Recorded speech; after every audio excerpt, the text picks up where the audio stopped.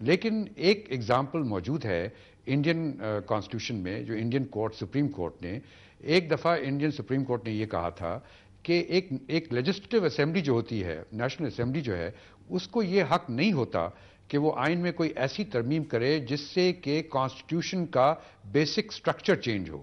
Basic structure صرف ایک constitution assembly کر سکتی ہے. تو اس نظریے سے اگر دیکھا جائے تو اگر سپریم کورٹ اس نتیجے پہ پہنچتی ہے کہ یہ جو آئینی ترمیم کر رہے ہیں یہ جوڈیشری کے سلیکشن کے متعلق، کیا یہ اس سے بیسک سٹرکچر چینج ہوتا ہے کانسٹیٹیوشن کا، اگر وہ اس نتیجے پہ پہنچتے ہیں کہ ہاں چینج ہوتا ہے تو اس کا سٹرائک ڈاؤن کر دیں گے، اگر اس نتیجے پہ نہیں پہنچتے تو وہ نہیں سٹرائک ڈاؤن کریں گے. تو اس میں یہ کوئی ٹائم ٹیبل نہیں ہے. آپ کا جسٹس صاحب کیا خیال ہے کہ بیسک سٹرکچر آئین کا اس میں تبدیل ہوتا ہے؟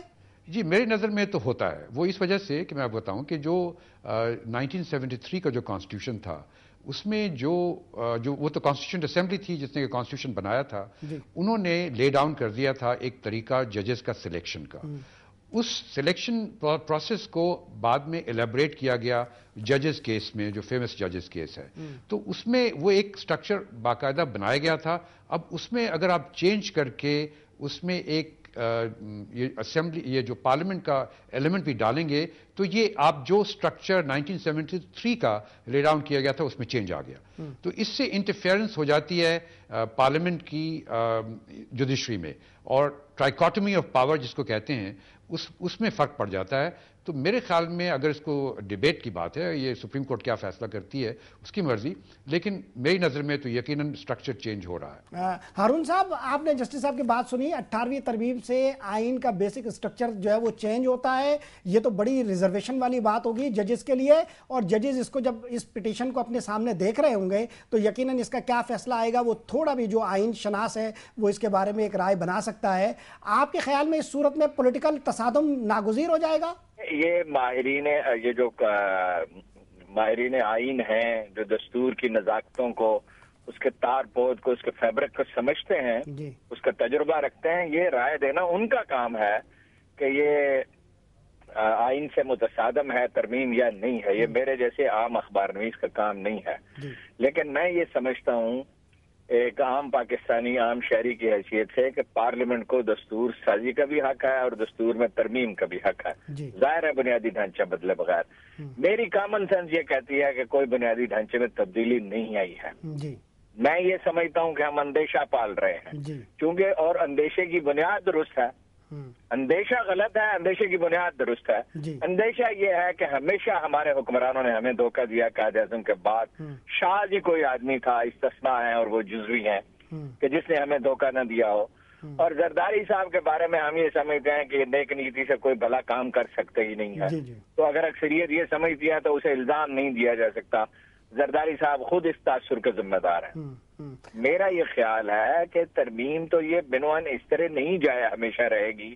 کسی نہ کسی وقت اور تبدیلیاں کرنی پڑیں گی. دستور بدلتا رہتا ہے.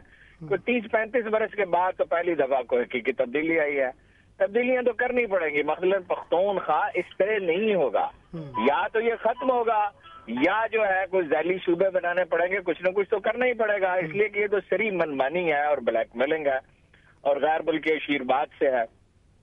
لیکن عدلیہ کے معاملے میں یہ نہیں سمجھتا، یہ میں ماننے کے لیے تیار ہی نہیں ہوں کہ عدلیہ کو اب جھکایا جا سکتا ہے. رائے عامہ اس کے ساتھ ہے، میڈیا اس کے ساتھ ہے، سیاسی کارکن اس کے ساتھ ہے، وکیل اس کے ساتھ ہیں.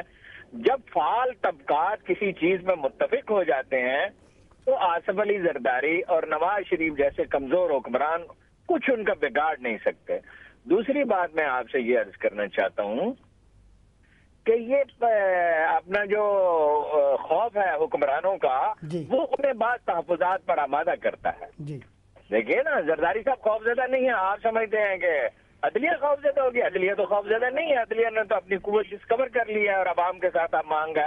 زرداری صاحب خوف زدہ ہیں اور خوف زدگی کی وجوہات معلوم ہے. نواز شریف صاحب خوف زدہ ہیں، اسفند یار خوف زدہ ہے، اور اسفند یار جس وجہ سے خوف زدہ ہے وہ ابھی لوگوں کو پتہ چلے گا. وہ میں ابھی خاک کو کتنا اصرار کرے میں عرض نہیں کروں گا.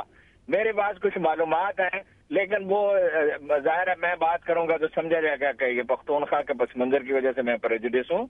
یہ سب ڈرے ہوئے لوگ ہیں. آپ دیکھتے نہیں کہ جب سے ہزارہ صوبے کی تحریک شروع ہوئی ہے ANP वालों के रंग कैसे फक हैं और कितनी शाइस्तगी उनमें आ गई है, इसलिए कि वो तो जानते हैं कि उन्होंने ये सब कुछ कैसे मैनेज किया, अक्सरियत की तायद इसको हासिल नहीं है।